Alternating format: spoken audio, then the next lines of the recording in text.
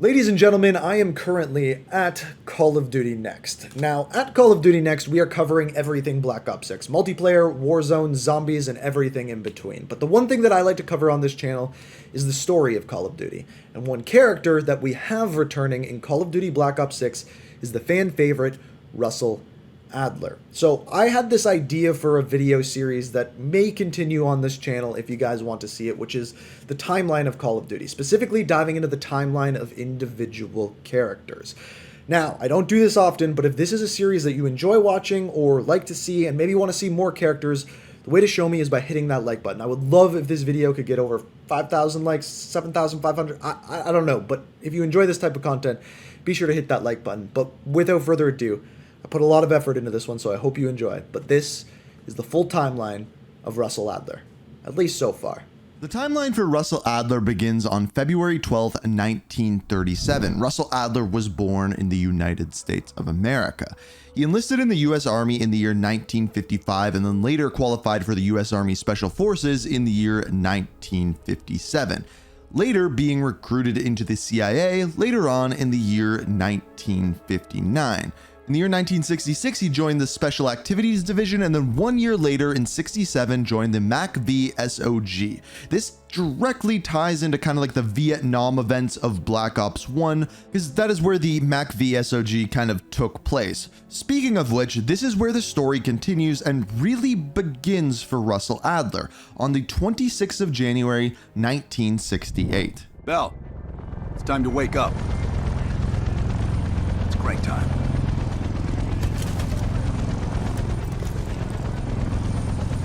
Now this mission is known as Operation Fractured Jaw. Now this one is very confusing to say the least, but I will explain to you what we know for sure. First of all, we play as Bell in this mission. Bell was never in Vietnam. We will come back to that later. However, what we do know is that Russel Adler and Lawrence Sims were on this mission in real life. Why this mission was important is because it was the first time Perseus pinged the CIA radar during this time. So in other words, the first time we've heard about Perseus whatsoever. And apparently during this mission, Russel Adler was actually very close to catching Perseus. Now at one point, Russel Adler ends up picking up a nuke as a failsafe, assumably to use on Perseus if they get close enough to them. Also, the other thing we find out at this point is that the Viet Cong were working with the Spetsnaz, hence the connection to Perseus. So they have the intel and they have a nuke just in case. However, before that ever happens, they end up getting shot down and have to protect said nuke. Things are looking very dire before a bunch of napalm comes in and saves their butts.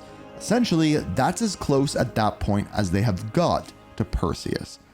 Still with us?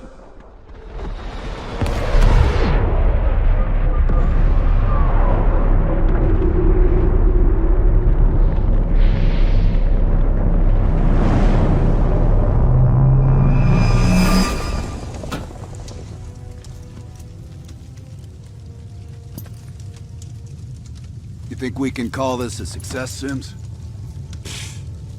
At least the nuke didn't go off. More importantly, we got intel on Perseus. However, that is not the only thing to happen in the year 1968. On February 23rd, 1968, we have Rebirth Island. Yes, this is the mission where Alex Mason goes in thinking that he is Victor Reznov, kills Frederick Steiner, and then the CIA moves in and captures him. What you may not know is Russel Adler was also there. However, Russel Adler wasn't in charge of Alex Mason, he was in charge of the Nova 6 operation going on in the area, and he ends up capturing someone that we end up becoming very familiar with, Stitch. He captures him, and Adler was the one in charge of interrogating him. And as we know, that ends up going kind of an eye for an eye. Not break me. Tell your boss, this is for Weaver. Now, just to be clear, at the time, his boss was not Perseus, but rather Lev Kravchenko. Kravchenko ends up sending him to a gulag at this point because of his failure on Rebirth Island, and at this time, that is when he finds out about Perseus. Speaking of which, Perseus at this point kind of goes dark. Adler loses his leads, and that's until the game Black Ops Cold War picks up in the year 1981. General Haig, allow me to introduce the man best suited to respond to that. CIA clandestine special officer Russel Adler. He's one of the few people who even come close to capturing Perseus. Mr. Adler, why should we take this Perseus threat seriously? You don't have to, sir. Yeah, then a lot of innocent people are gonna die. Why do you say that? Sir. Every time Perseus has come into play, it's shifted the balance of the Cold War. After 13 years of silence, if he's active, something big is gonna happen. Something that will affect the free world. It is at this time that Frank Woods, Alex Mason, and Russel Adler are on an airstrip in Turkey, tracking down various Perseus agents, specifically by the name Kasim Javadi. It is at this time where we see one of Perseus's agents be injured by said soldier, and when Russel Adler gets there, he immediately picks up on an opportunity that he has to take this soldier in, name him Bell, and literally brainwash him to get information on Perseus. Now, oddly, it is actually Frank Woods and Alex Mason that find out about Perseus's plan. They find out that Perseus is planning on using an American system known as Operation Greenlight, which is essentially a bunch of nukes placed underneath massive cities in the UK and Europe against them to launch these nukes, destroying a massive population. Now, of course, most of the CIA didn't know about this, so this leads to an interesting confrontation between Jason Hudson and the rest of the crew. Yes, sir, I'm on it. Keep in mind that Jason Hudson just said there, "Yes, sir, I'm on it." Obviously, talking to a male, this will come back into play later with the story of Black Ops 6. You will see what I'm talking about. You knew the nuke was from Greenlight. Didn't tell us. What else are you hiding? Maybe I can knock the truth out of you. You might want to rethink that, Woods. Everybody stand down. This little pissing match isn't gonna help us catch Perseus. Why didn't you tell us it was an American nuke? He needed us to clean up his mess. The bastard's been lying to us all along. It's not a lie. It's an omission of fact. So after this, Hudson gives us a brief description of what Operation Greenlight is, the fact that Perseus now may have control of these nukes, and we need to stop them. The only other important thing in this cutscene is, by the very end, we do kind of get to see where Russel Adler's allegiance really lies. One of the Greenlight nukes went offline 8 weeks ago. We suspected it was Perseus, but couldn't confirm it. So we saw the photos you brought back from East Berlin. So, there's an American-made nuke in the wild. And once Perseus detonates it, the United States becomes global enemy #1. We wouldn't have this problem if you'd done your job. Killed Perseus in Vietnam.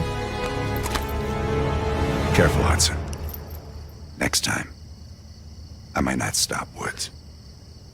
Really, the rest of the Black Ops Cold War story is pretty self-explanatory. The one really cool thing that they do is Adler and Bell and some other characters do break into the KGB, which is pretty damn cool. But by the very end of the campaign, really none of those other missions matter, because what ends up mattering is Russel Adler's use of MK Ultra on Bell to brainwash him to get information about Perseus. In the various multiple endings of Black Ops Cold War, we do know that the canon one involves us getting the truth out of Bell. That is the canon ending. He gives up the location of Solovetsky, which is the broadcasting station that Perseus is using. Our team then moves in and eventually is able to stop the launching of the nukes and essentially saves the world.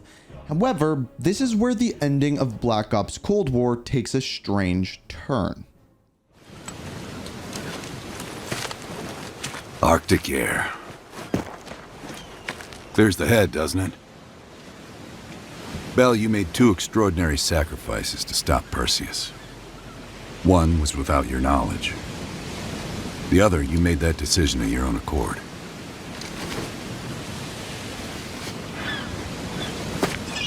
I just want you to know that this little thing that's happened with you and me, it was always for the greater good. You're a goddamn hero, you know that, kid? Heroes have to make sacrifices.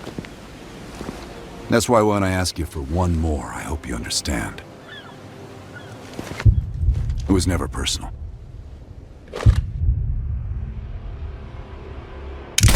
So Russel Adler shoots Bell, which is extremely odd after helping him out, but the story doesn't end there.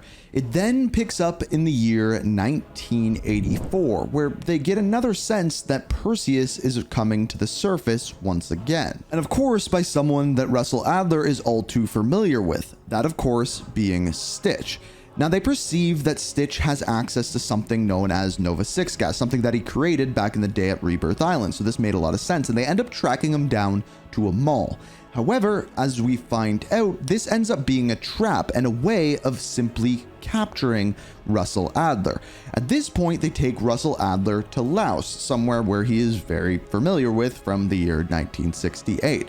And upon there, they end up interrogating him. Eventually, when the good guys arrive, like Frank Woods, for example, they go in and end up finding out that that threat of Nova 6 gas was indeed fake, and they have moved Russel Adler somewhere else. Somewhere else that we are very familiar with, somewhere known as Verdansk. Now at this point, we kind of get to see what Stitch's actual plan is, using the number sequence, the same number sequence used to brainwash Alex Mason, but this time on Russel Adler, and more specifically, the world, to broadcast these numbers and essentially brainwash everyone. Now, he successfully is able to pull this off and brainwash Adler as well, but as it turns out, Adler's will is a little bit too strong. He is able to break out of this brainwashing with the help from Alex Mason, Jason Hudson, and all of our friendly characters within Black Ops Cold War, and eventually, they manage to track down Stitch. And the rest on the Stitch side is kind of history. He explains that Perseus is not a given person,